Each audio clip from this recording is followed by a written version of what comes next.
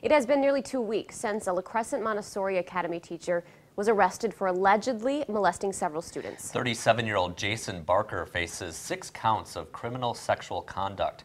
Now, it's important to note he has not been convicted of any crime at this point, but according to the criminal complaint, the school only became aware of the allegations after 5 students confronted Barker. So what can be done to empower more students to speak up and help stop incidents of abuse from happening?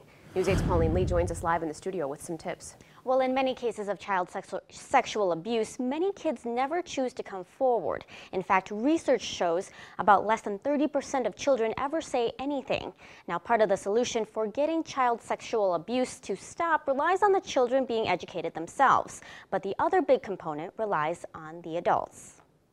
We need to educate and empower children on what to do. Jeannie Meyer at the Family and Children's Center in La Crosse says for children being sexually abused, it's oftentimes difficult for them to tell someone simply because of who is abusing them. The child knows that person, and that always brings, a very difficult set of circumstances because they generally like that person or they love that person. They don't want that person necessarily to get in trouble, but they want the abuse to stop. And to add to the problem, Meyer says children oftentimes don't know what is sexual abuse. That makes them a perfect target for predators. So to prevent this from happening, Meyer says adults, educators and parents should step in to teach kids. Talk to them when they're very young. Teach them what their body parts are, just like you teach them an eye or a nose or an arm.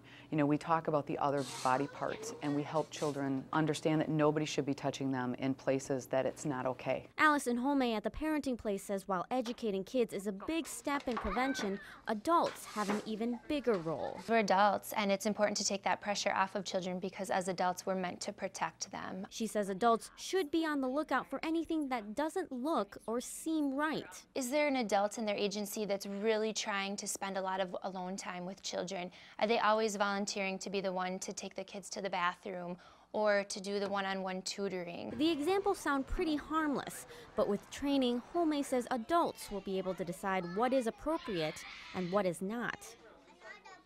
And another big tip, experts say to remember child sexual abuse is something that can happen to anyone or any child, and to believe children if they do come to you saying something is wrong.